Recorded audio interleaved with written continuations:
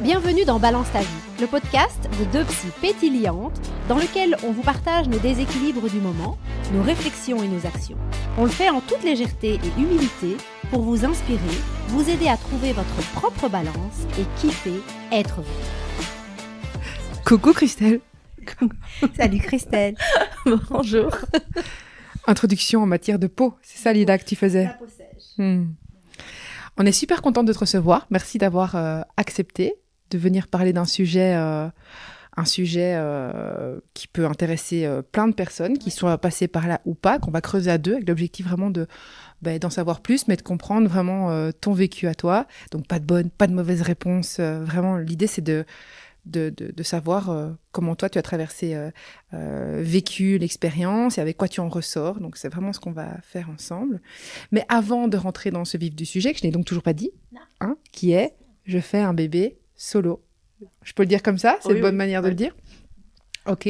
Avant de rentrer dans le vif du sujet, ce qu'on aimerait, c'est que tu puisses te présenter, mais d'une manière qui te convient. Donc, par exemple, tu choisis 3 mots qui te représentent. On a aussi des petites fiches là que tu peux prendre, ou juste tu dis ce que tu as envie, quoi. Tu vois? Ça y est, c'est le moment de parler. Le micro n'a pas bougé, hein. Mais il faut parler.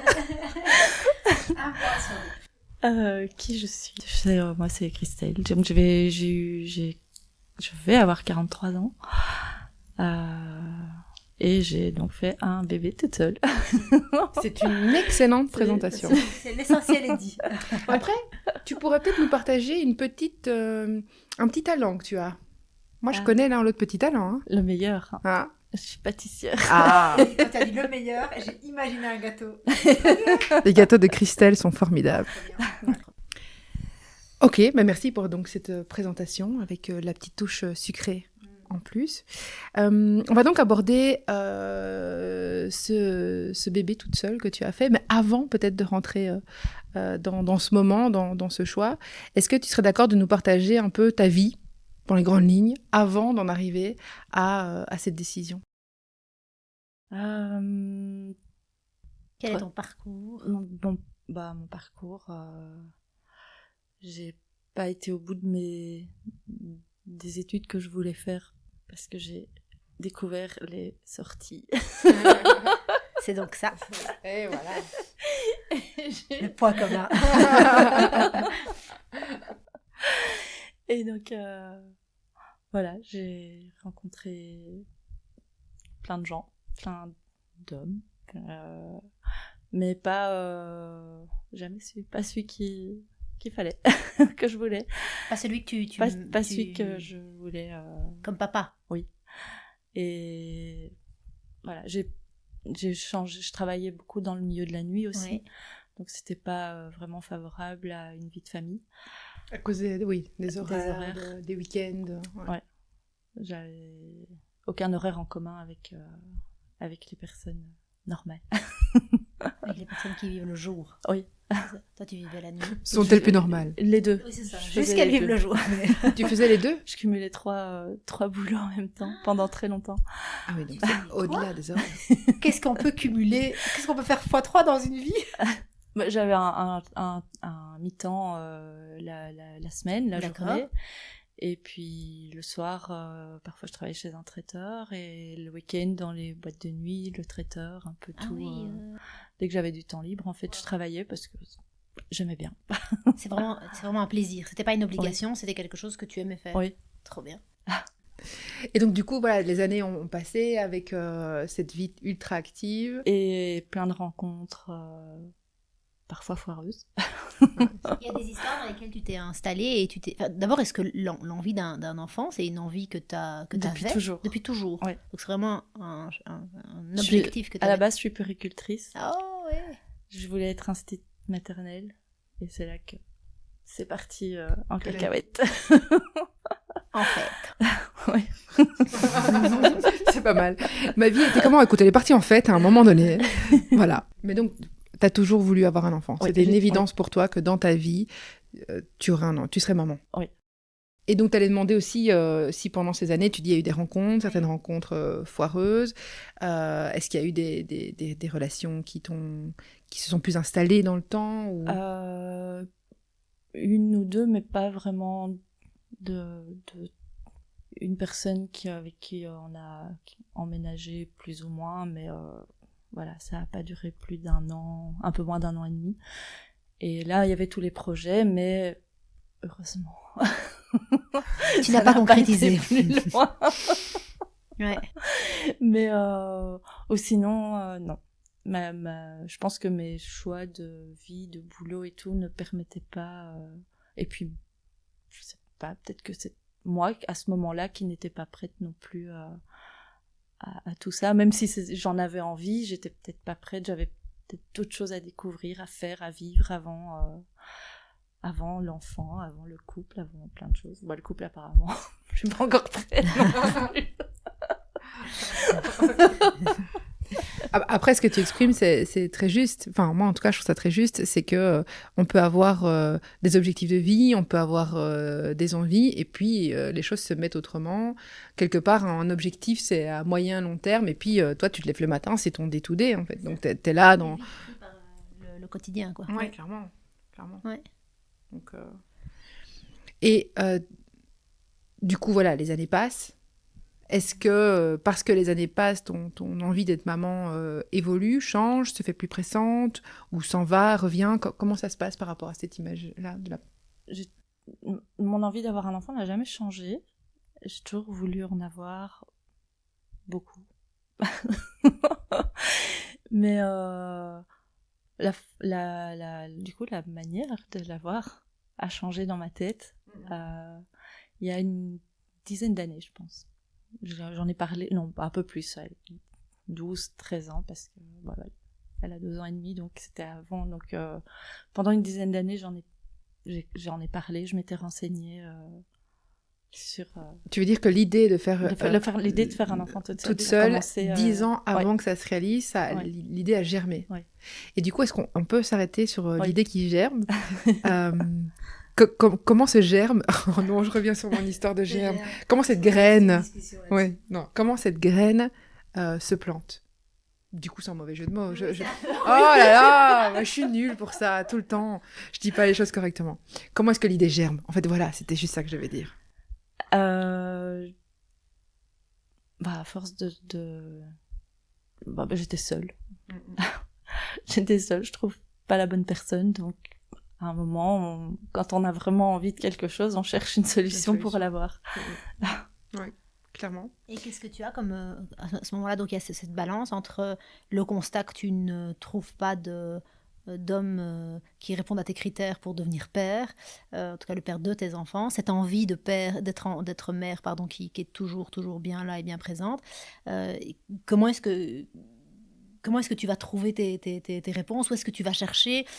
Si aujourd'hui quelqu'un est dans la même situation que toi, est-ce que tu peux partager comment est-ce que tu prends cette question pour en faire finalement ce que tu en as fait, c'est-à-dire la décision de faire un enfant toute seule? Sur Internet. J'en ai entendu parler sûrement... Je me souviens pas, ça fait longtemps. Je sais plus comment vraiment où j'ai trouvé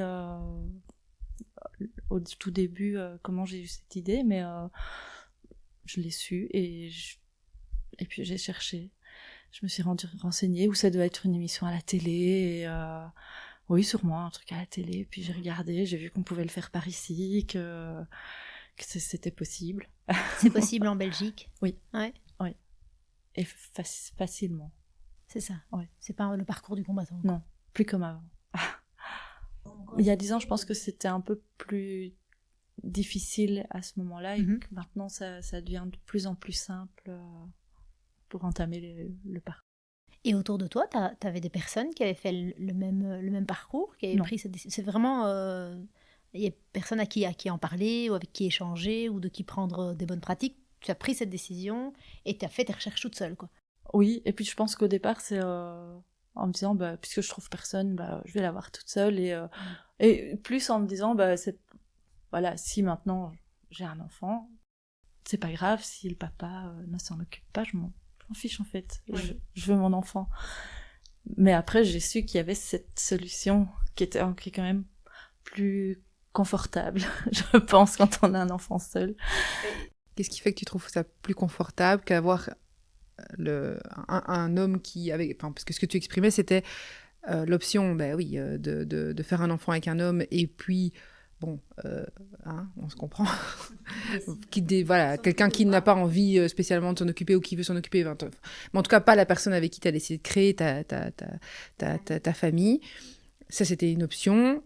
Tu choisis l'autre option en disant c'est plus confortable, et je me permets de questionner, même si j'ai mon idée, de pourquoi est-ce que tu dis que c'est plus confortable. Déjà parce que enfin, comme ça, je vois. Je sais plus.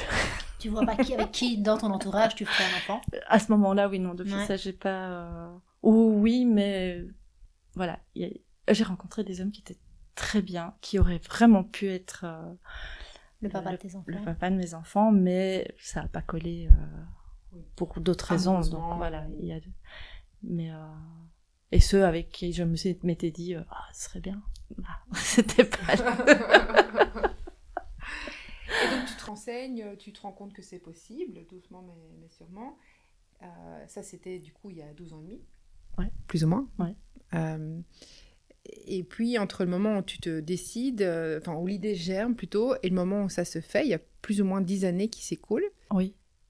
Parce qu'à chaque fois que je rencontrais quelqu'un, et je m'étais dit...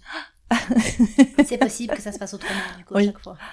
Et puis de nouveau, déception. Donc, le temps que ça passe, et parfois il fallait longtemps, et que je me remette sur pied, l'idée revenait, et je vais le faire, et puis il y a d'autres choses, et puis je re-rencontrais quelqu'un, et puis ça n'allait de nouveau pas, et voilà, plusieurs fois. Donc j'entends que faire le bébé toute seule, c'est le plan B en fait, que le plan A, t'as essayé et tu voulais que ce soit le côté classique d'abord. Oui, j'ai toujours rêvé d'avoir une famille avec un mari, enfin le papa et les enfants, d'avoir plein d'enfants, et voilà, mais comme c'est pas écrit dans mon histoire apparemment. T'as activé le plan B. Voilà. et du coup, t'actives le plan B. Qu'est-ce qui fait que tu te dis, bon, voilà, j'ai eu l'idée, j'ai essayé, là maintenant, basta quoi, j'y vais. J'en ai pas parlé, et j'ai commencé, et j'ai été prendre mes rendez-vous un jour où j'étais prendre rendez-vous chez ma gynécologue, un rendez-vous classique. J'ai posé la question, et elle m'a dit je vais vous mettre en contact avec une gynécologue qui fait ça, et elle a pris un rendez-vous pour moi, et voilà. Donc en fait, la première chose à faire dans ces cas-là, c'est s'adresser, alors en tout cas ça a été ton cas, et je trouve que c'est une bonne chose, que de s'adresser en fait à un gynécologue, un professionnel de la santé. Et donc il y a des gynécologues qui aident à ça, et d'autres dont c'est pas la spécialité. Ouais. Donc là, elle t'a orienté. Et qu'est-ce qui se passe? Comment se passe ce rendez-vous? Qu'est-ce qui se dit? Le premier rendez-vous, c'est... elle pose des questions. Le gynécologue, enfin là c'était une femme, elle m'a posé un peu des questions, voir pourquoi je voulais faire ça un peu... Une anamnèse comme ça? Oui. Et remise en contexte. Ça... Tu l'as vécu comment, ces questions-là? Là, ça allait. Parce qu'après, elle explique aussi tout le parcours, tout le processus, tout ce qu'il y aura à faire. Elle fait un premier examen et tout ça. Et après, on a des rendez-vous chez des psychologues, enfin chez une psychologue. C'est eux qui, après réunion, c'est eux qui décident si on peut commencer le parcours. Si on n'a pas le feu vert, on peut pas. Il y a une validation du corps médical. Ouais. Et tu sais c'est quoi les critères pour être validé? Pas vraiment. Qu'on sache un peu ce qu'on doit faire pour être parent. On n'a pas eu de validation, donc peut-être qu'on est invalide en fait. C'est ça en fait. Non, mais il y a Enfin, la gynécologue m'a expliqué, m'a raconté l'histoire d'une de ses patientes qui voulait faire un enfant seule.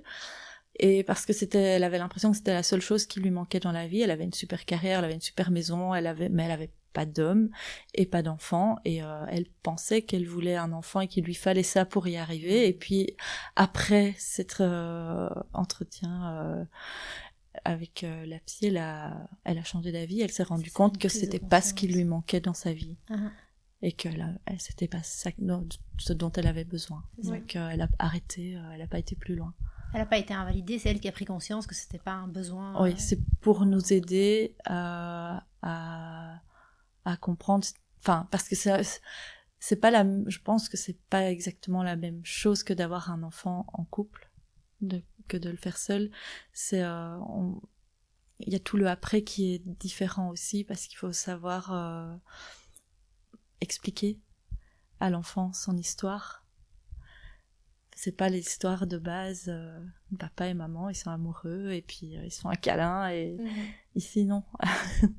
C'est un peu plus compliqué que ça. Il y a d'autres questions. Oui. Enfin, en fait, il y a d'autres questions. Oui, il y a d'autres questions. En tout cas, il y a des questions supplémentaires que quand c'est un couple parental classique, pour le dire comme ça. Mais donc, on t'apprend en entretien à répondre à ces questions?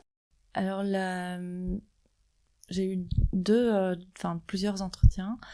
La première dame que j'ai vue, ça a pas matché du tout. Jamais, vraiment pas. Et elle m'a posé des questions genre, qu'est-ce que vous allez dire à votre enfant quand il vous posera, qu'allez-vous répondre à votre enfant quand il vous demandera pourquoi j'ai pas de papa? Je sais pas, enfin je verrai, il y a je m'étais déjà renseignée, il y a des livres, des histoires pour enfants, il y a plein de choses, de moyens de l'expliquer et tout. Et oui, pour m'aider à l'expliquer correctement. Oui, mais quel mot vous allez employer? Je dis, j'en sais rien, quel mot je vais employer, je sais même pas dans combien d'années, si c'est dans 6 ans, qu'est-ce que je vais dire dans 6 ans, je sais pas, enfin. Et donc, on m'a envoyé chez quelqu'un d'autre. À ta demande? Oui, j'ai demandé pour changer quand j'ai repris le rendez-vous. Oui. Ça, c'est important de savoir aussi, parce que de la même manière que quand on fait une thérapie ou quand on voit un psy dans un autre cadre, l'alliance, le fait que ça passe bien entre le psy et le patient, c'est hyper important, c'est fondamental. Et donc, de savoir que même dans ces cas-là où on dépend finalement de l'avis du corps médical, on peut changer et être avec quelqu'un avec qui on se sent en alliance. C'est précieux de le savoir. Ouais. Mais donc je pense que le fait de devoir passer un entretien psy, c'est pas pour voir si on est apte à être parent, c'est juste clarifier ton besoin. Oui, et nous aider aussi dans le processus, parce qu'à la fin ils nous disent bien que s'il y a la moindre question, s'il y a le moindre doute un doute sur quelque chose, si on a besoin d'aide pour quoi que ce soit, on peut reprendre rendez-vous directement. Ils sont là pour nous aider à même si on a peur, quoi, ou quoi, ils sont là pour nous aider dans l'aventure. Et ça, du coup, ça se fait au sein d'un hôpital, oui. Du coup, oui, c'est ça. Ok. Et donc, c'est chouette de se sentir soutenu. En fait, là, c'est ce que j'entends, c'est que, alors, sauf si tu tombes sur une personne avec qui le feeling ne passe pas, il y a un vrai soutien. Et donc, si on revient tu as vu le premier gynécologue, le second qui est dans le domaine, le psy, ils se réunissent. Je suppose qu'ils ont dit OK, puisque je sais que le projet a abouti par un petit être vivant, plein de vie. Oui, ça n'a pas de sens, mais voilà, vous avez compris ce que je voulais dire. Et donc après, une fois qu'il y a eu cette validation, qu'est-ce qui se passe? On commence les examens. Les examens physiques. Oui, il faut faire alpin, je sais plus quoi. Enfin, pour voir si les trompes sont pas bouchées, ils envoient une sorte de mousse fluo. Ils regardent si les conduits sont dégagés. Oui. Et puis des prises de sang, les examens gynéco, les prises de sang, voir si tout est ok médicalement parlant. Et puis alors, là, le grand moment, on parle du donneur. Ouais, okay, c'est ça. Donc une fois que la partie santé, c'est ok, est validée, psy, santé physique, là on passe à qui va donner... Et est-ce que tu peux, comme on choisit son conjoint, est-ce que tu peux choisir ton donneur? Non, alors en Belgique on peut pas choisir. Ok. On peut rien choisir, à part peut-être la couleur des cheveux ou des yeux, mais c'est tout. Donc, tu as accès à des critères physiques? J'ai accès à rien du tout. Rien? Et comment tu fais pour choisir les yeux ou les cheveux? C'est des croix sur une feuille. Ah, c'est ça. C'est la gynécologue qui lui a dit on prend un grand blond aux yeux bleus. Qui te correspond, en fait. Oui, en fait, il faut Mais ça maximise, ils choisissent ouais. les critères physiques principaux de la maman. Ah, Comme ça, voilà. l'enfant a des Ressemble. chances de ressembler À sa maman. à sa maman et il y aura quelqu'un à qui s'identifier. La seule personne qui l'aura. Et ça, est-ce qu'on te le dit, que c'est pour ces raisons-là qu'on Oui. choisit de... Oui. Pour qu'il puisse s'identifier et qui, du coup, ça favorise le lien d'attachement, quoi. Je me serais pas imaginé ça du tout, mais c'est Non, assez moi, logique, hein. j'imaginais à l'américaine, moi. Enfin, tu vois, genre à l'américaine, quand tu regardes dans les séries, alors ok, c'est pas la vraie vie, les séries, mais tu as un catalogue et donc tu vois la profession, etc. J'ai été voir, il y a des banques de sperme où on peut choisir. Ah oui. On voit la tête de l'homme, donneur. du donneur, mais quand il était plus jeune. Parce que ça reste toujours Oui. semi-anonyme ou anonyme. Au plus on paye, au plus on en sait, en fait. Ok. Sur, En Belgique aussi, c'est comme ça. En plus, on paye, en plus on en Non, sait. là, en Belgique, normalement, on n'a pas accès à ça de la façon dont moi je l'ai fait. En tout cas, c'était pas possible. D'accord. Par contre, si on le va en Espagne, je pense qu'il y a moyen de savoir, de choisir. Ou on peut commander et puis se faire inséminer, je sais pas comment, mais... Aux États-Unis, j'ai vu ça aussi. Mais aux États-Unis, tout semble possible. Mais... Genre, tu commandes et c'est livré et oui. Waouh. Mais donc, en Belgique, corps médical, réglementation Encadrement. claire, encadrement. On ne décide, c'est pas toi qui décide, Non. on décide pour toi et on t'explique quels sont les critères. Mais alors, pourquoi tu avais une feuille avec des critères à cocher? Non, c'est la gynécologue qui avait Ah, sa c'est elle feuille qui coche et sur sa qui a feuille. qui a choisi pour moi et elle m'a dit un grand blond aux yeux bleus. Je sais pas, oui, ok. Et est-ce que tu as des garanties? Est-ce que tu as des garanties sur le fait que ces personnes donneurs sont en bonne santé, que tout ça a été vérifié aussi, ou tu n'as pas d'infos à ce niveau-là? Non, j'ai rien eu vraiment comme info concrètement, non. Mais normalement, tout est bien réglementé. Oui, c'est ce qu'on peut supposer. Normalement. En Belgique, donc, ils font sans doute, je ne sais pas si tu as posé ce type de question, mais est-ce qu'ils font tout le bilan de santé qu'ils ont fait sur toi pour voir si tout fonctionnait bien et que tu étais apte à porter un enfant? Est-ce qu'ils font tout le bilan de santé aussi avec les donneurs? Il y a des examens qui sont faits, mais pas enfin, pour les maladies importantes, les trucs les plus importants. Ils vont pas aller creuser trop loin, mais pour les grosses maladies importantes, ça, il y a des examens qui sont faits. Et les dons sont réglementés, pas plus de X dons par donneur. Et là, je sais que le don, ça vient pas de Belgique, D'accord. d'office, on peut pas. Ah oui, donc les donneurs qu'on utilise, je sais certainement pas le bon mot, en Belgique ne peuvent pas être belges. Non. Pour éviter la consanguinité. Ouais.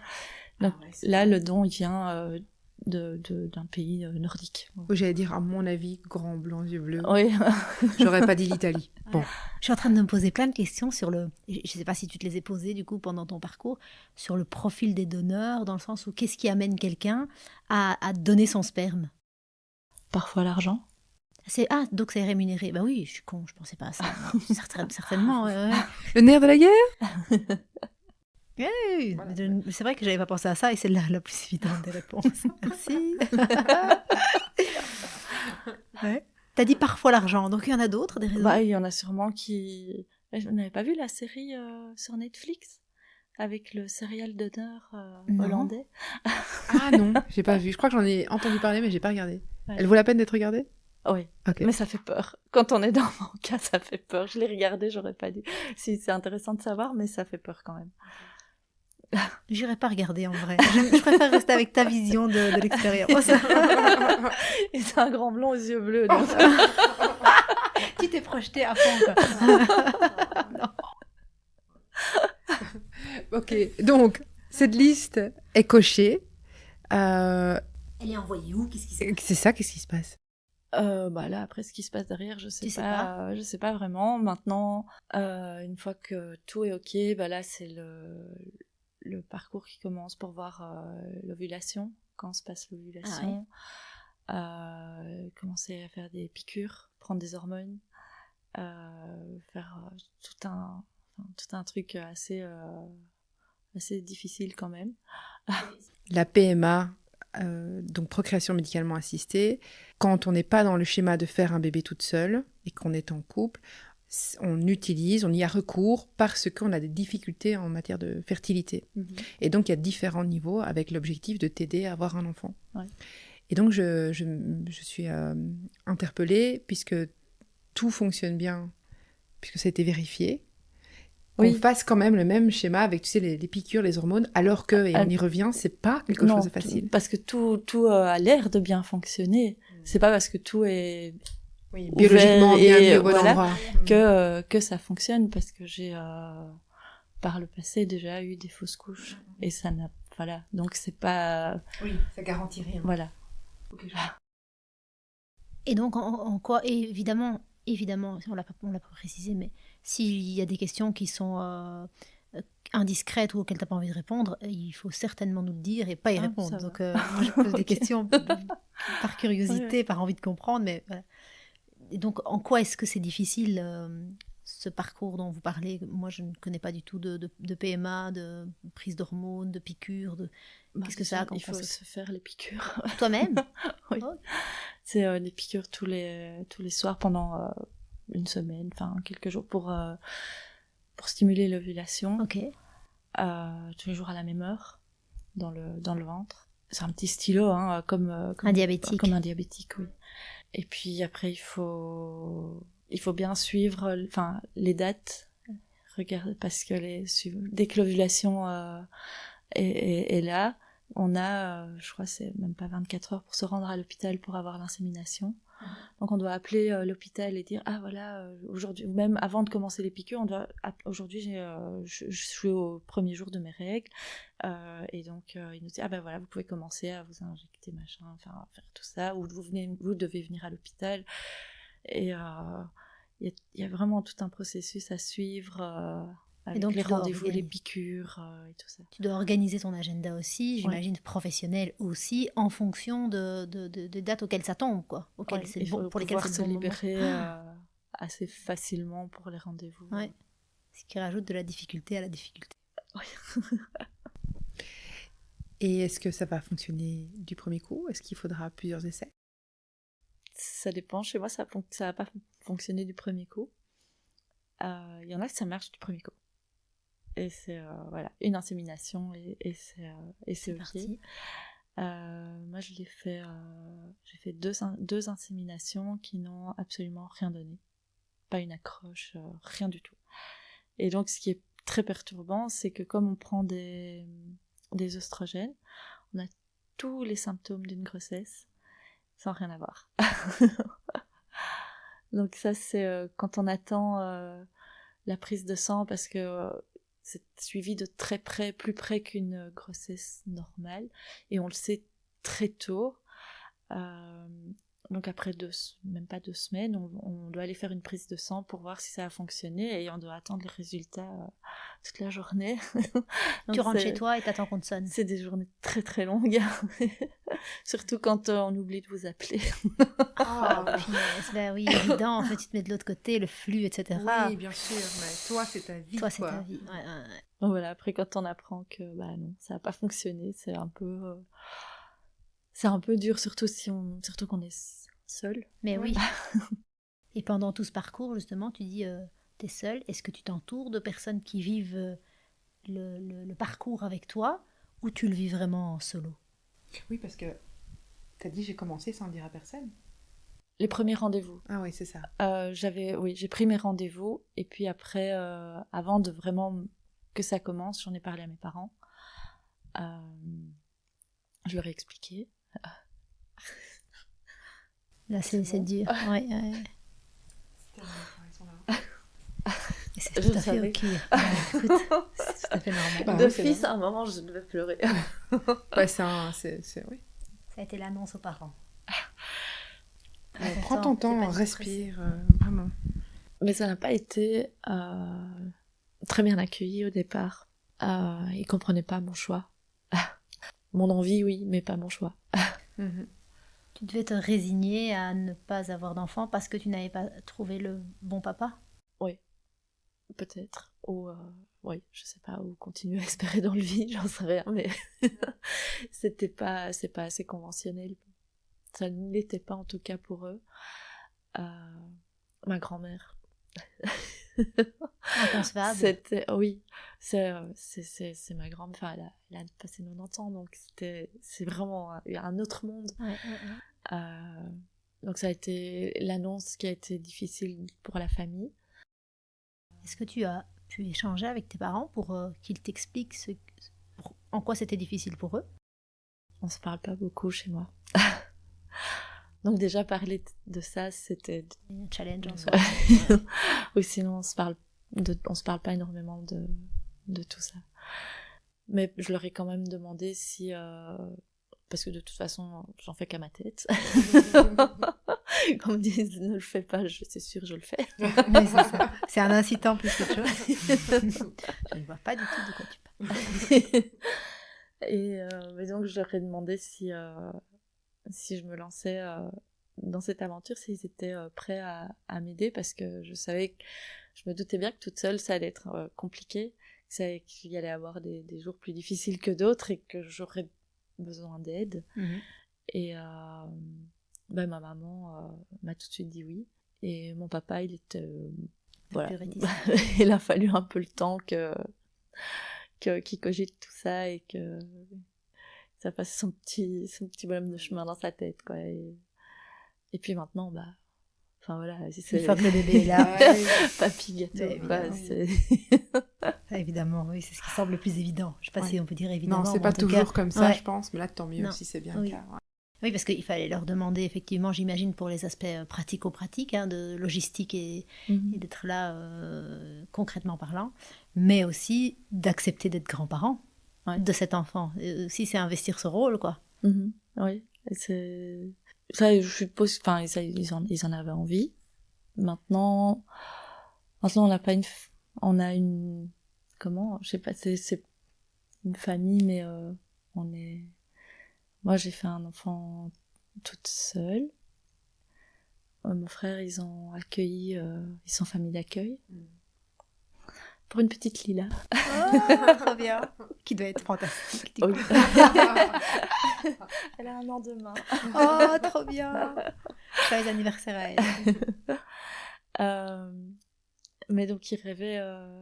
Oui, tu veux dire que c'était pas conventionnel. Non, pas du tout. Vous êtes une famille extraordinaire. Oui. Et donc, tu l'annonces à tes parents en premier lieu? À mes parents, à mes amis. Parce que je savais que... Oh là là. Quand je commence, je m'arrête plus. C'est pas grave, moi je t'en je suis le même. Les hypersensibles, ils sont là. Très ils sont les contente biens. de ne pas pleurer avec toi. Normalement, c'est ce que je vais C'est faire. même pas que tu es ça va content, c'est que arriver. tu es étonnée. Oui, je suis étonnée. Donc, pas trop me chercher parce que je vais pleurer, hein, donc on se calme ici. Mais donc j'en ai parlé à mes deux meilleures amies. Une qui a déjà Par un marais. 2 grandes filles, non. Non. Qui a deux plus grandes filles qui ont, je vais pas dire, ils sont plus grandes, je vais pas dire de bêtises. 7 ans, 7 ou 8 ans. Ne prends pas de risque, c'est des grands, autonomes. Et puis à mon autre amie qui a eu un parcours difficile aussi, qui a fait ce parcours-là pour avoir mon filleul. Et ça devient partie difficile.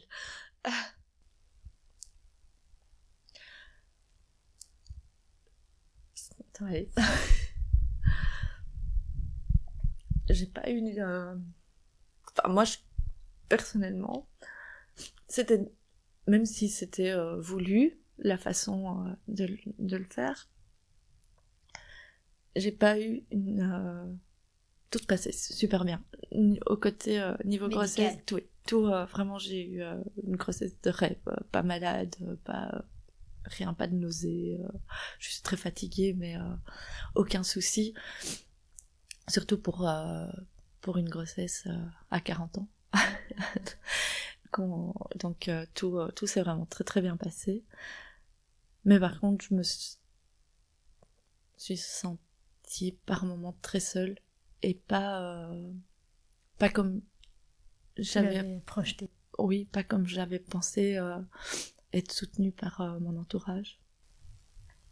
Même s'ils étaient là, il y a des moments où il y a eu plein de choses qui sont arrivées pendant ma grossesse qui ont fait que ça a été une période un peu plus compliquée. Et que tu avais besoin de soutien que tu n'as pas trouvé. Oui. Ouais, c'est ça. Et que classiquement, en fait, on imagine, enfin, je sais pas du tout, on se dit que quand on est deux autour de ce projet, on l'a le soutien. Ou pas, hein, mais oui. On imagine qu'on l'a, quoi. Ouais. Oui. Et là, tu t'es retrouvée toute seule. Et là, oui, un peu. Plus que ce que tu aurais oui. imaginé et plus que ce dont tu aurais eu besoin de plus de présence et de présence, de soutien ou d'autres choses. Qu'est-ce qui t'aurait fait plus de bien? Oui, peut-être de présence. Oui, présence et soutien, c'est vrai. Je crois que c'est ça qui est de personnes. Ouais, parce que je travaillais, donc j'avais énormément de. T'avais une vie sociale. Oui, un peu. Une vie active. Oui, active. Mais j'ai eu des gros problèmes au travail à ce moment-là. C'était des horaires compliqués. J'ai eu des problèmes de harcèlement avec mon employeur. J'étais déjà dans les problèmes, mais ça s'est pas calmé parce que j'étais enceinte, au contraire. Voilà, je travaillais dans un bar, une cafétéria, et les sportifs autour étaient adorables avec moi. Je pouvais rien toucher, rien soulever. Enfin, ils étaient vraiment, mais vraiment des amours. Et ce que mon employeur, c'était tout le contraire, quoi. Donc, non seulement tu n'étais pas accompagnée, soutenue, tu te sentais seule, mais en plus tu étais mise en difficulté, quoi. Ouais, c'était pas toujours tous les jours évident, mais à côté de ça, j'avais ma collègue, c'était un amour aussi. Elle était vraiment, c'est la première qui a su que j'étais enceinte. Oui, parce qu'on a loupé l'annonce, on a avancé. Je n'oublie pas, hein, moi je veux revenir à l'appel. J'ai compris que c'était la 3e fois. Oui, oui, parce qu'en plus, la 3e fois, j'ai fait une FIV. Alors c'est quoi? Une fécondation in vitro. Oui, et c'est quoi la différence avec une PMA? C'est toujours dans la PMA, okay. Mais il y a l'insémination classique où on fait juste, on insémine le sperme. Ouais.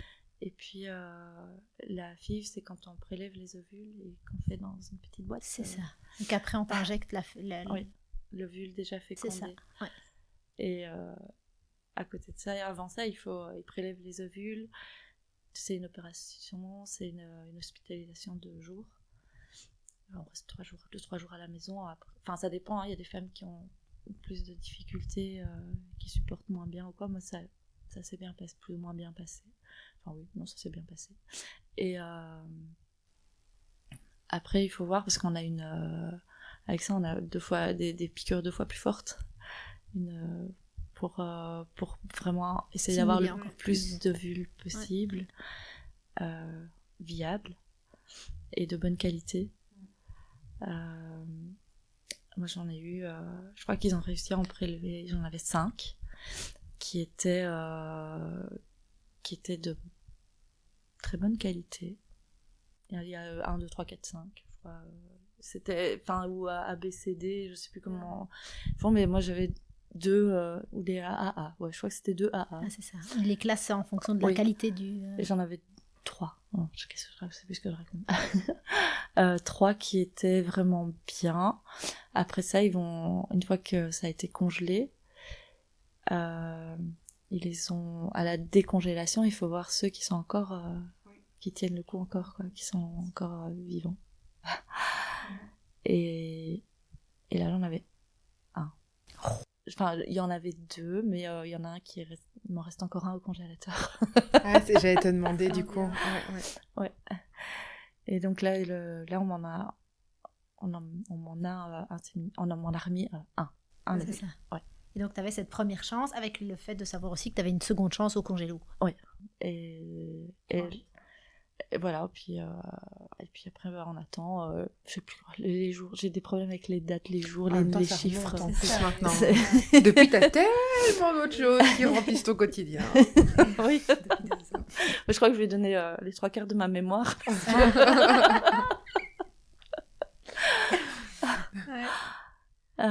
Et puis bah voilà, de nouveau, on attend, on doit faire la prise de sang et on attend ce fameux coup de fil qui met très longtemps à arriver. Parce que tu dis au début, t'as eu des symptômes de grossesse, même si ça n'avait pas pris. Est-ce que là, t'as ressenti d'autres choses? Oui, j'étais plus nauséeuse. Oui, pas. Enfin, la nourriture avait du mal à passer. Je me sentais un peu ballonnée, un peu bizarre. Un des signes de grossesse, quoi. Oui. Bah après, j'essaye de pas trop me projeter, de pas. Oui. On espère toujours, mais pour pas être déçu. Tu te protèges de la déception éventuelle. Ouais. Et puis bah, j'étais au travail dans la cuisine de la cafette quand mon téléphone a sonné. Et tu dois avoir le cœur qui bat à ce moment-là. Moi, j'imagine. Tu vois te dire oh punaise. Enfin, c'est tellement. On t'annonce pas si. Déjà si on t'annonçait si t'avais réussi ou pas ton bac, par exemple. Déjà, tu stresses. Mais là, c'est un événement de vie de fou, quoi, tu vois.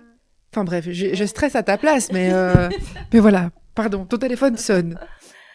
Mais donc, c'est l'idée de se dire dans la vie d'une femme qui vit ce parcours, la nouvelle peut arriver à n'importe quel moment, n'importe où tu te trouves. Et tu dois l'encaisser, qu'elle soit bonne ou pas bonne, quoi. Putain, ça doit être chaud boulette, quoi. Ouais. Et là, c'était le soir au travail, donc dans la cuisine avec ma collègue à côté qui attendait. J'espère qu'il y a du champagne. Ah non, on peut pas. Tu peux plus. Ben là, vient à ma tête tout de suite que c'était bien, que c'était bon. Donc elles annoncent vraiment ça par téléphone. Oui. Là, c'est la gynécologue qui m'avait appelée. Mais je pense qu'elle avait encore oublié de m'appeler. Enfin, j'ai eu que des trucs comme ça. Les hôpitaux débordés. Je connais pas. L'important c'est qu'il fasse bien le travail médical. C'est ça. Surtout ça. Ouais, bah après j'ai appelé la famille. J'ai appelé ma maman, j'ai appelé ma tante, j'ai appelé mes amis, les annonces, quoi. Oui, mais j'avais déjà fait des tests avant. Ah oui, c'est vrai, ça j'oublie. Ça se mélange un peu comme ça. Et en reparlant, je me dis ah mais non, en fait, j'avais déjà fait des tests chez moi avant. T'avais déjà une info a priori. Oui, j'avais vu les petites barres et tout. Ah, qu'est-ce que c'est pas vrai, c'est pas vrai. Et t'avais gardé le secret ou t'avais déjà... Parce que j'imagine, moi je vois ces barres, le monde entier le sait, même si voilà, t'avais gardé... Non, moi je garde 3 mois par exemple. C'est vrai, moi je suis incapable de faire ça. Ah non, tout le monde devait le savoir. Ben oui, je comprends. J'avais envoyé une photo à ma meilleure amie et je l'avais pas dit à ma maman. Je pense qu'il y a 2-3 personnes à qui je l'avais pas dit et là tu as annoncé. Et ma maman elle a pas été surprise. Non, je sais pas, ça va. Enfin, t'es contente? Bah oui, mais oui, je suis contente, mais voilà. En même temps, elle l'attendait, donc elle savait pas quand, mais elle l'attendait, donc voilà. C'était pas la grande effusion. Mais sinon après tout le monde a été content et c'était parti pour 9 mois d'aventure. Ouais. Et dans ta tête, qu'est-ce qui se passe? Parce que voilà, on parle d'une envie qui date de décennies, de toujours, depuis l'âge de te dire que tu as envie d'un enfant. On parle d'une dizaine d'années de réflexion. Mm-hmm. On parle de quelques mois de parcours. Et là, on te dit, ça y est, tu vas devenir, tu es maman. Ah ben, on réalise pas tout de suite. C'est pareil pour tout le monde, en fait, non? Alors, ce qui est chouette, c'est de se dire, je vais acheter ça, je veux ça, de choisir. Faire ta liste. Ouais. C'est vrai que c'est la partie la plus cool, ça, non? Moi, j'aime bien la partie liste. Enfin, la partie la plus cool, c'est quand tu reçois et que tu mets les trucs et que c'est prêt. Donc oui, c'était choisir tout ça après, mais je sais plus. Tu sais plus comment est-ce que tu as ressenti les choses, qu'est-ce qui s'est passé dans ta tête, tout ça, c'est des choses qui sont plus présentes à toi aujourd'hui. Non, je sais pas. Des fois, j'ai des... 9 mois se sont passés comme ça. Voilà. Surtout que tu disais que ta grossesse s'est vraiment bien passée, en tout cas sur le plan santé. Ouais. Donc du coup, ça, quelque part, les mois ont dû avancer sur ces aspects-là. Tu dis là avec d'autres difficultés sur le côté, tu disais sur le plan professionnel. Ouais. Mais oui, mais ça allait. En fait, ce qui a eu le plus dur, c'est de pas pouvoir partager. De pas pouvoir dire « il bouge, viens sentir ». Quelqu'un qui l'attend vraiment avec toi, quoi. Ouais. Ça, je crois que ça m'a manqué. Sans savoir ce que c'est, je pense que c'est quelque chose qui peut-être qui m'a manqué. Je sais pas. C'était... Que tu aurais imaginé, en tout cas, vivre, que tu n'as pas vécu dans ce cas-là. Moi, j'allais faire une vanne, mais... Enfin, oui, mais je vais quand même le dire. Il y a aussi tous ceux qui sont là, mais qui ne comprennent rien à ce qui se passe et qui ne... Enfin, voilà, au cas où, juste pour dire... Bah oui, il y a aussi... Enfin, voilà, tant que le bébé n'est pas là, ça reste quelque chose de très, très flou. Je dis pas qu'il n'y a pas ceux qui se collent et tout, mais... Je veux dire, t'as pas loupé, je pense, un truc de fou. Bon, voilà. Bah, j'avais quand même au travail beaucoup c'était des volleyeurs et tout ça qui ont encore à peine même pas 30 ans, à peine 30 ans un peu avant, ils étaient là, on peut sentir et tout. C'était trop mignon, quoi. Voilà. Ils étaient adorables, c'était vraiment chouette, mais...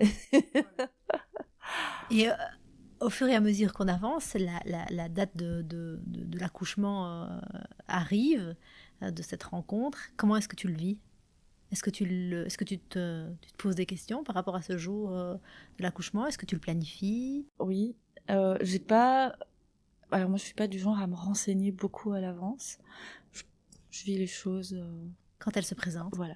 C'est vrai que je devrais parfois me prendre poser plus de questions et essayer de savoir un peu ce qui se passe, parce que j'avais pas de plan de naissance, j'ai rien préparé du tout. Vraiment rien.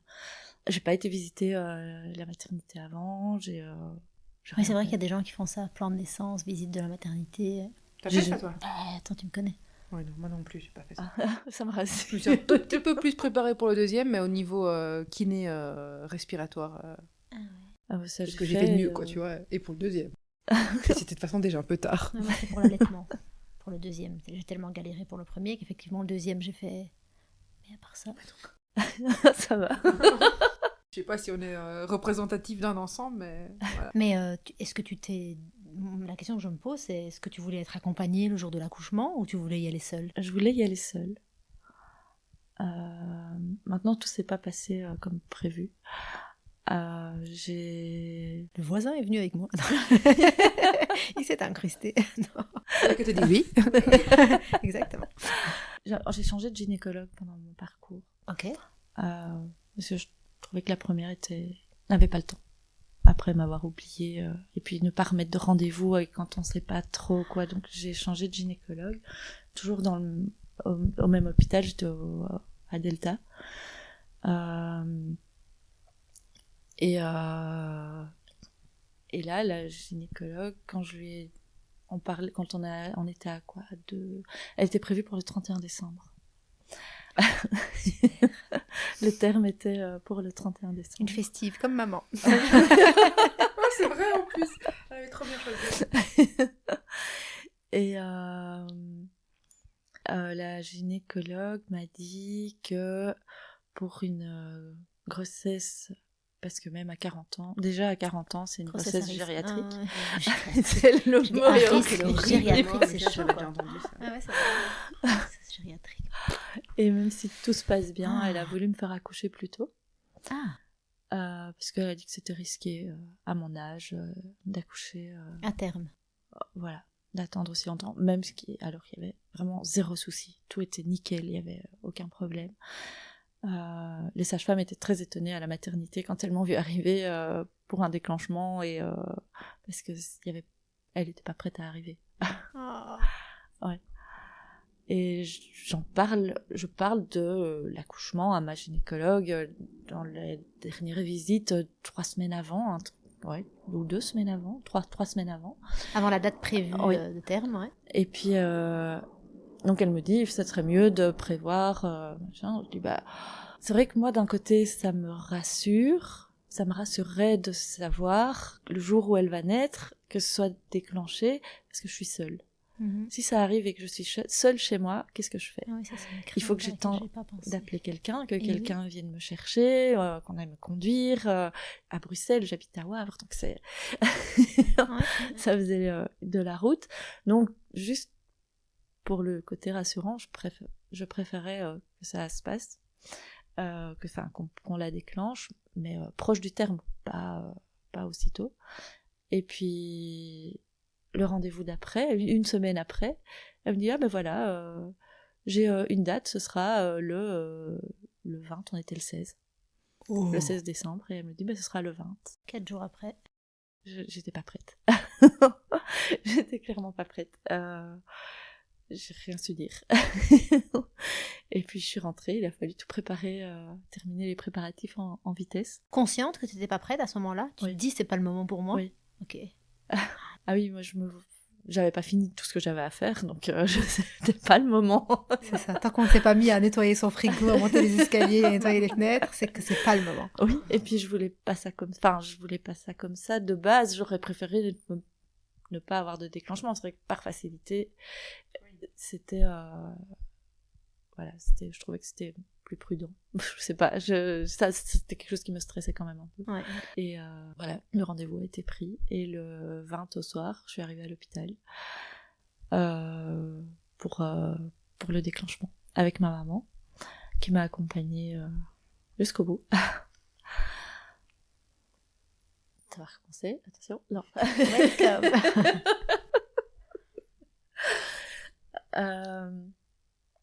Le déclenchement donc, a duré très longtemps.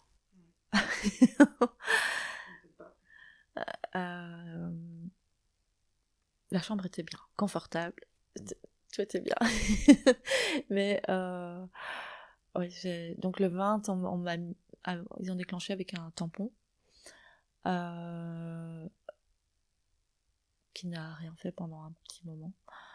Et je suis rentrée à 20h et Céline est née le 22 à 1h du matin, à 1h30. Elle est rentrée le 20 à 20h ouais. Et t'as accouché, donc pas 24, mais 36 heures plus tard en fait. Ouais. C'est ça la nuit qui suit. Hein. Donc le pas 20, le 21. Oui. Le 21 à 20h ça ferait 24 et là tu rajoutes encore une nuit, donc 2 nuits. Ouais. Sur moi t'avais une péridurale qui fonctionnait? Mais j'ai pas eu... J'avais rien. J'ai pas eu les contractions hyper fortes qui font super mal. Okay. Parce que le déclenchement peut être très douloureux. Moi, j'ai été en partie déclenchée parce que ça traînait à s'ouvrir selon ce qu'il fallait. Et voilà quoi. Donc c'est pour ça que je pose la question. Mais donc tant mieux. J'ai pas été traumatisée par ça. Tant mieux. Par les douleurs. Oui. Par contre, le fait que ça a duré très très longtemps, au moment où ils ont dû percer la poche des os. Elle était vraiment pas prête à venir, c'était pas le moment. Elle était bien là où elle était, encore au moins 1 ou 2 semaines. Même les sages-femmes l'ont dit, on comprend pas, vraiment on comprend pas ce que vous faites là parce que tout va bien quoi. Et oui, quand elles ont percé la poche des os, il y avait pas besoin, c'était pas le moment quoi. Et là, on m'a fait la péridurale, et puis ça a duré trop longtemps, donc son petit cœur décélérait beaucoup. Donc on m'a envoyée en césarienne d'urgence. J'ai juste eu le temps d'appeler ma maman et de lui dire viens, je t'attends, viens tout de suite, parce que j'avais dit à ma maman rentre à la maison, ça sert à rien de rester toujours avec moi ici, tu sais rien faire, s'il y a quelque chose je t'appelle. En 20 minutes elle était là. Et donc, je l'ai appelée à minuit, je pense, en lui disant viens, parce que là, je dois aller en césarienne, on va m'embarquer en salle d'opération, donc ce serait bien que tu sois là pour accueillir mon bébé. Et en fait, si j'accouchais par voie basse, je voulais être seule. Mais là... Ouais, là il fallait quelqu'un qui prenne. Je t'ai eu. J'essayais d'être discrète, elle va griller.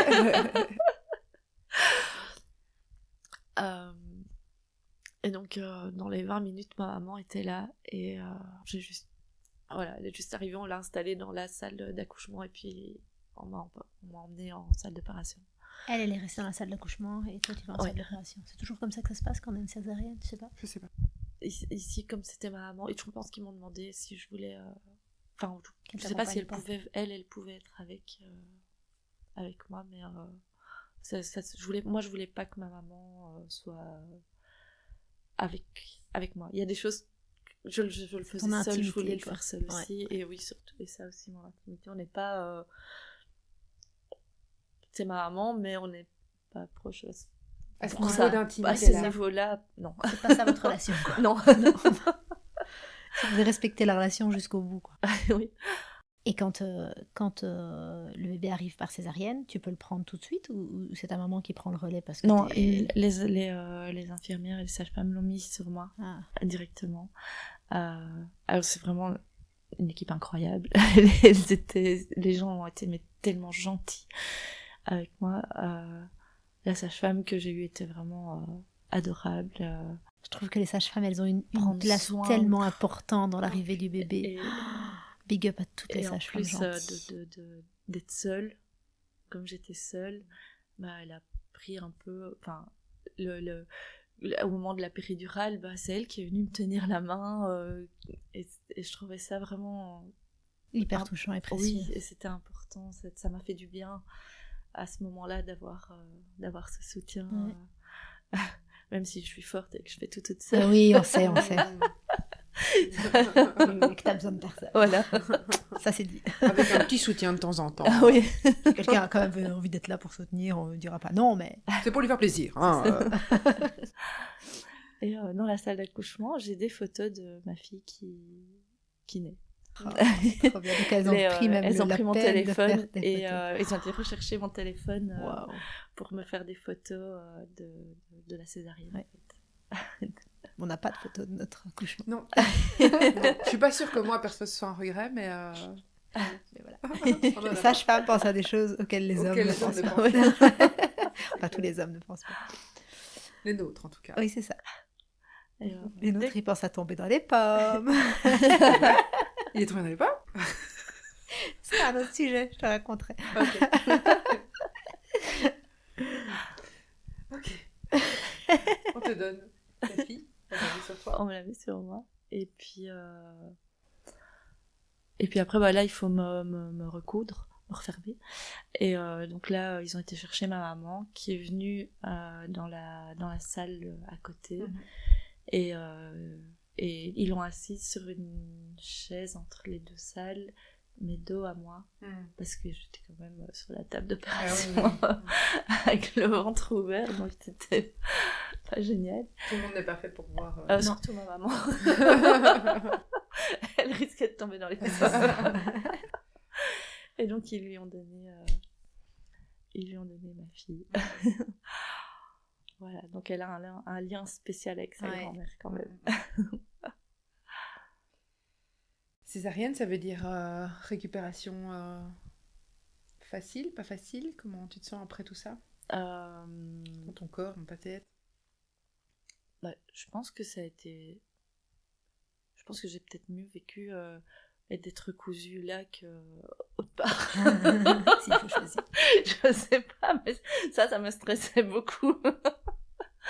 Donc beaucoup de blague à part, j'ai entendu un certain nombre d'histoires de femmes avec une forme de traumatisme liée à ça, quoi. Donc c'est pas anodin. Enfin, je peux tout à fait imaginer que ce soit une vraie question. Et que donc dans ce cas-ci, tu étais... Voilà. Oui, tout à fait. Non, après ça a été... C'était pas... Au niveau de la césarienne, ça a été... je sais qu'il y a des femmes qui ont beaucoup de mal le fait d'être envoyées en césarienne d'urgence et de pas avoir vécu un accouchement dit naturel.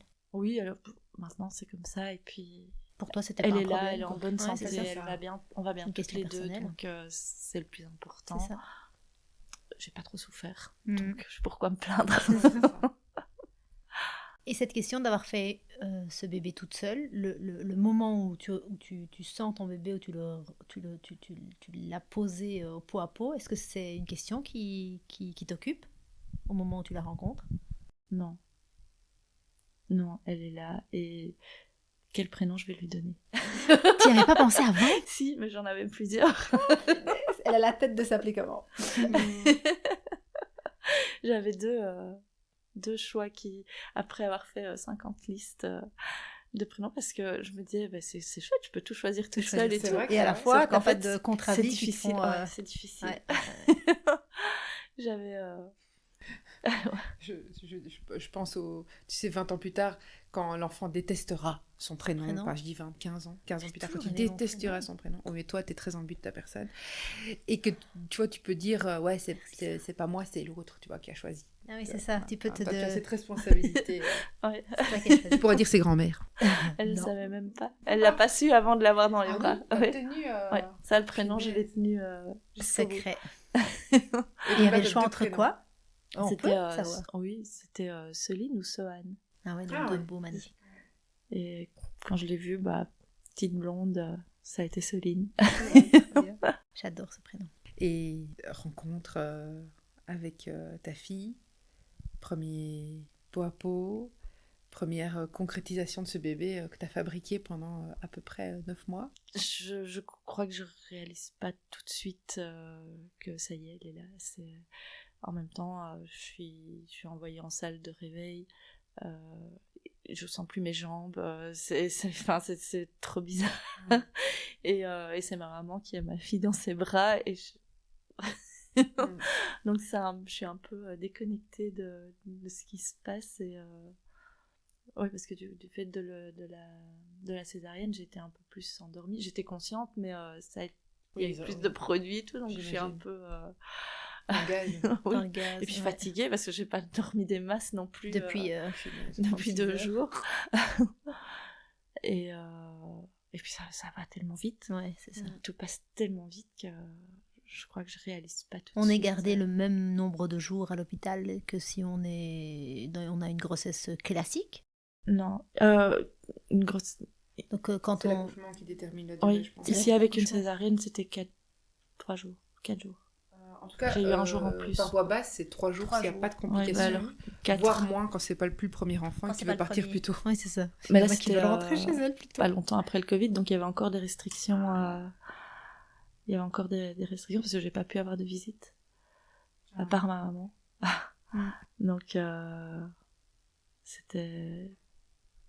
Ouais, c'était pas chouette. C'est pas chouette. Tu sais, j'ai entendu plein de gens dire depuis que des gens du milieu médical dire que le post-Covid fait qu'il y a moins de visites dans les chambres après un accouchement parce que les gens ont pris l'habitude avec Covid de ne plus venir ou de le limiter ou que ce soit plus open bar et que ça fait moins de disputes, moins de tensions, moins d'enfants fatigués, moins de mamans irritées. Donc ça, pour beaucoup, c'est un avantage. Peut-être. J'ai passé Noël toute seule. Ah ouais, c'est cette période-là en plus. Oh. Donc, ouais. Enfin, toute seule. Façon de parler, parce que j'étais quand même... Mais elle te tapait pas la conversation. Oh, donc, elle est née en quelle date? Le 22. 22 décembre. 22 décembre 2022. Tu rentres chez toi après, je suppose? Oui, mes parents viennent me chercher... à l'hôpital. Mon papa la découvre. Il devient papy gâteau. Oui. Dès les premières secondes. Papy gâteau et papy stressé, mais fais attention, fais pas ça. Il a peut-être jamais pris autant attention d'un bébé que de celui-ci.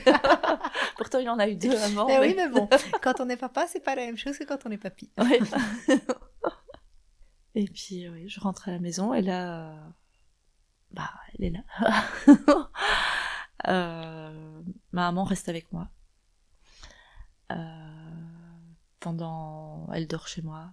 Elle s'occupe, elle m'aide aussi pour tout parce que toute seule, je me sentais pas capable de rester toute seule avec un bébé en n'ayant pas dormi, en ayant encore mes agrafes. Je pouvais pas bouger non plus, donc elle court partout, elle va faire les courses, elle revient, elle rentre, elle arrête pas quoi. Elle va à la pharmacie tous les jours chercher quelque chose parce qu'il manque. Si t'as un message de remerciement à faire, tu peux y aller.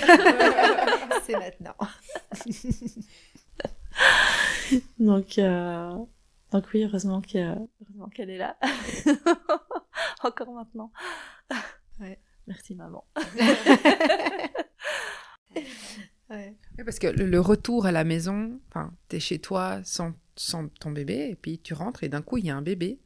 je trouve qu'il faut quand même réinvestir l'espace, prendre des habitudes, tu vois, où est-ce qu'on le change, où est-ce qu'on donne à manger. Enfin, d'un coup, tu passes une vie, toi sans bébé, avec toi avec un bébé. Je veux dire, c'est pas un passage, je trouve, qui se fait de manière... Le cerveau va pas aussi vite que la réalité. C'est ça.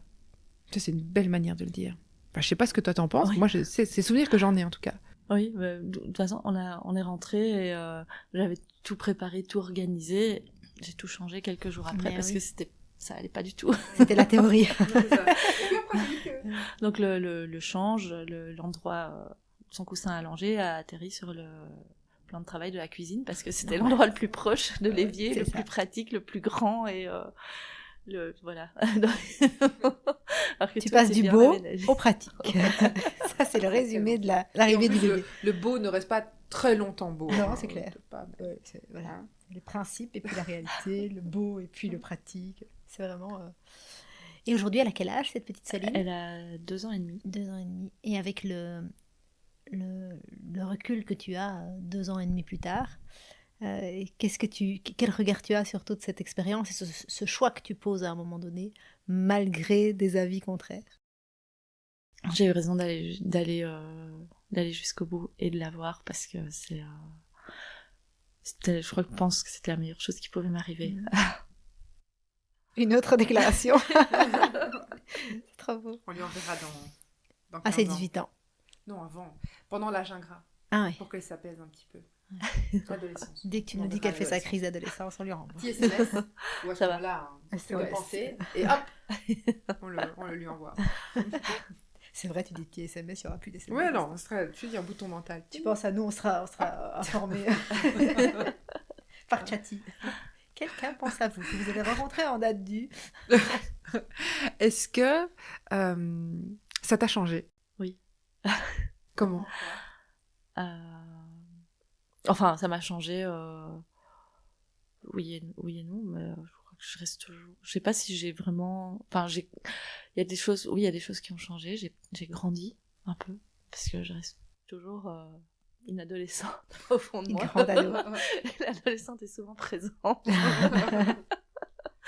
Un peu plus réfléchie parfois. Pas tout le temps, mais. Puisqu'on peut. Et puis il faut rester un peu fou aussi. Exactement. Sinon on s'ennuie, c'est pas. Mais oui, donc c'est ça. Je pense que c'est ces côtés-là qui ont le plus changé. Sinon, je sais pas. Ou peut-être, je sais pas si je suis plus responsable. Je sais pas si je suis plus. Je suis maman. Je sais pas comment expliquer. C'est sûr que ça change plein de choses, mais oui, bah, après, il y a tout le côté extérieur que là, forcément, il n'y a plus beaucoup de sorties, il n'y a plus... Ça revient. Oui, c'est vrai. Ça revient. Ouais. Ouais, ça, s'il y a bien une chose à dire aux mamans, c'est que c'est une parenthèse. Quoi. Je trouve cette période où, je sais plus qui j'entendais parler dans un podcast de hold-up de ta vie à un moment donné, parce que enfant et parce que naturellement et avec plaisir et avec envie, avec tout ce que tu veux, tu t'occupes de tes enfants. Mais c'est vrai que c'est une parenthèse, le moment où ils sont si peu autonomes que toi... Envahissant. C'est le terme. Ce moment-là. Oui, c'est ça. Après, à un moment donné, on retrouve... au fur et à mesure qu'ils gagnent en autonomie, on retrouve un peu de nous dans tout ça. Et ça fait du bien, quoi. Oui. Maintenant, quand T'y es on pas est, encore, à mon quand avis, on à est 2 ans. seul, c'est un peu plus compliqué parce Évidemment. que j'ai pas... Oui, il y a mes parents, mais j'ai pas envie tout le temps de demander Ouais. à mes parents. Ils la gardent quand je travaille, ils s'en occupent beaucoup quand je travaille, et donc j'ai pas envie d'en plus leur... Quand tu travailles leur pas, demander ça demander. quand je travaille pas. De plaisir, de loisir, de Oui. temps à toi, quoi. Ouais. Donc là, c'est encore moins de moments parce que je suppose que quand il y a un papa, Mais oui. il prend le relais à ce Ouais. moment-là. Soit et- par garde alternée, soit parce qu'il Oui. est là et que tu peux bouger. Et moi, ça, je c'est suis clair. maman à solo à 100%. Quoi. Ouais, Donc, ça, c'est les désavantages concrets. Et il y a d'autres désavantages que tu vois aujourd'hui à avoir posé ce choix de maman solo? Non. Non. Bon, là, pour le moment, non. C'est ça c'est pas le plus important, mais c'est la seule chose que je vois. Ouais.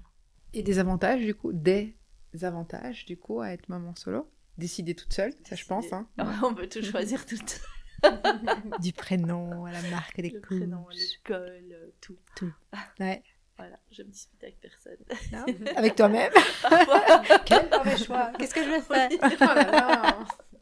Moi, j'ai envie de savoir, aujourd'hui que la petite est là, est-ce que parfois tu te poses des questions sur ce que tu vas lui raconter, ce que tu vas lui dire, les questions qu'elle va te poser, ou tu t'attends qu'elle pose ces questions pour te les poser à toi? 2 ans et demi, elle m'a déjà demandé. C'est vrai, Je si pensais que vite. ça allait arriver plus tard. Alors raconte comment ça s'est passé, cette demande. Un jour, elle m'a dit, ouais, elle avait 2 ans, il n'y a pas très très très longtemps. Hein. Elle m'a dit, pourquoi j'ai pas de papa? Il est où mon papa? Et en fait, j'ai acheté un livre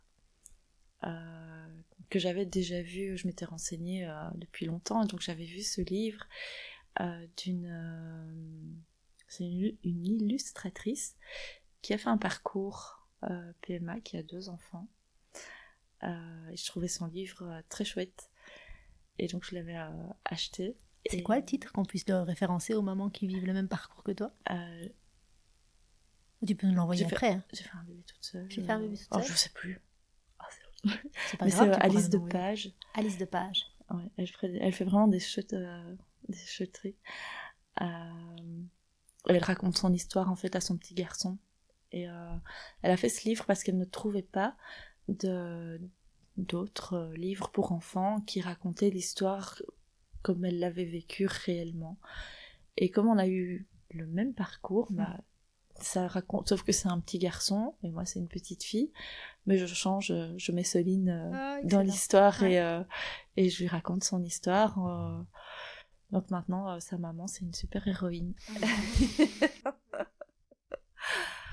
Elle a une super maman qui a été voir un docteur parce qu'elle avait très fort envie d'avoir un bébé et qu'elle vienne, qu'elle arrive dans ma vie. Et donc j'ai été voir le docteur et le docteur, il a dans son cabinet un frigo avec des boîtes de graines à bébé.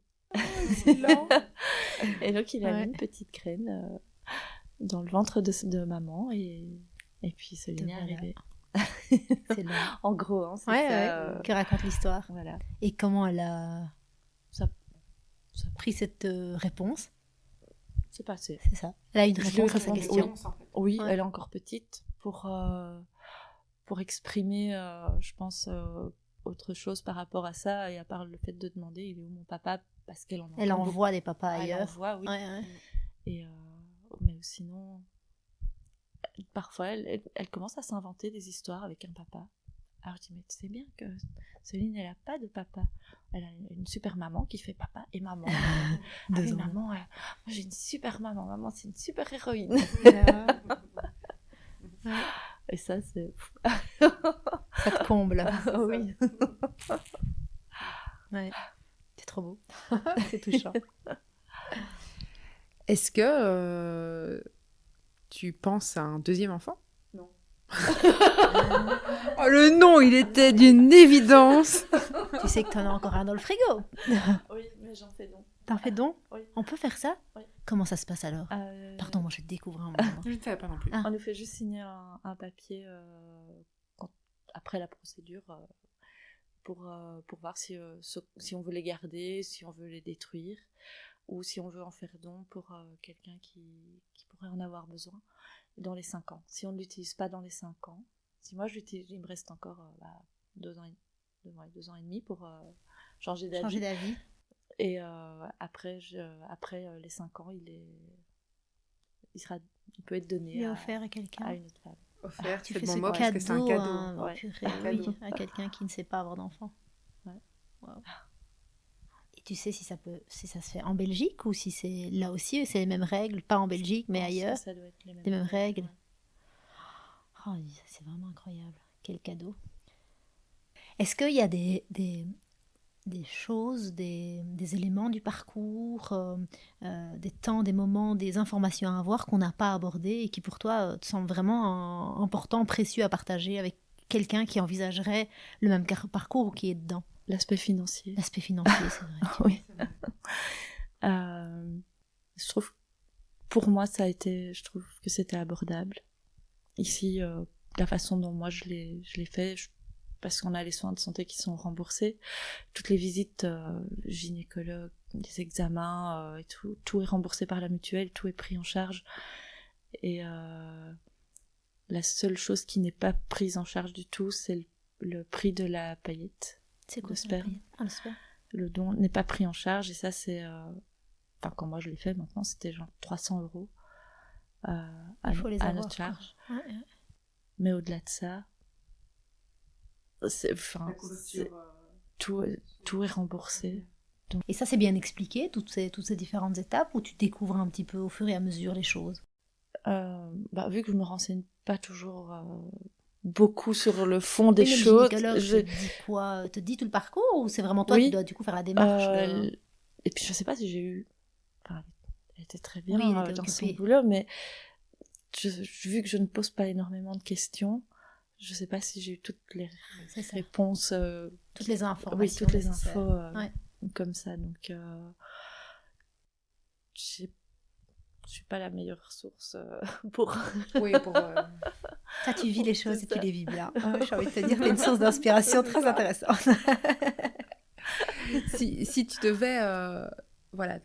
si la Christelle d'aujourd'hui retournait voir la Christelle d'il y a 5 ans, plus ou moins, elle lui dirait quoi? Lui dirait-elle quelque chose, et si oui, quoi? Il y a 5 ans?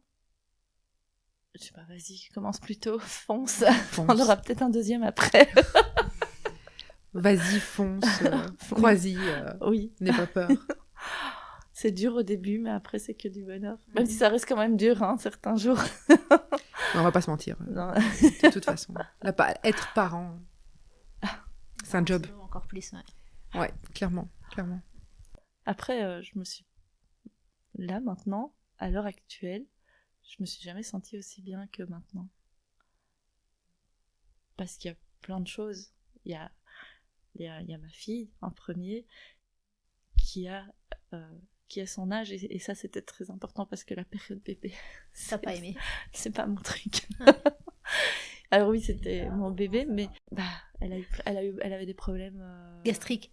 Oui, elle peut pas... Elle est allergique au lait de vache, donc c'était dur de trouver le pourquoi, donc elle pleurait beaucoup. Et puis moi, c'est son âge de maintenant, 2 ans, 2 ans et demi, c'est cet âge-là que tu aimes. Là, je kiffe trop. Elle parle, elle raconte, elle fait des blagues, elle imite tout le temps, c'est vraiment, c'est génial. Ouais. Tout ça, et ça, plus mon boulot que j'adore maintenant. T'as changé? Et oui, j'ai changé de travail, et là j'ai trouvé un boulot où je me sens vraiment bien. Donc tout ça mis ensemble, c'est la période de vie la plus épanouissante pour toi? Depuis longtemps, oui. Bien. Mais est-ce que tu fais encore un petit peu la fête? Non, la fête. La fête, je recommence tout doucement. Parce que j'ai des chouettes collègues maintenant qui sortent un peu. Et donc, ça fait 2 vendredis de suite où je vais boire un verre. Waouh.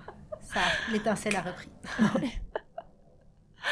Non, c'est plus facile de la laisser maintenant chez mes parents, parce qu'avant je travaillais le soir, et quand elle était tout bébé je travaillais le soir de 16h à 2-3h du matin, donc elle dormait chez mes parents la moitié de la semaine, je la voyais presque pas.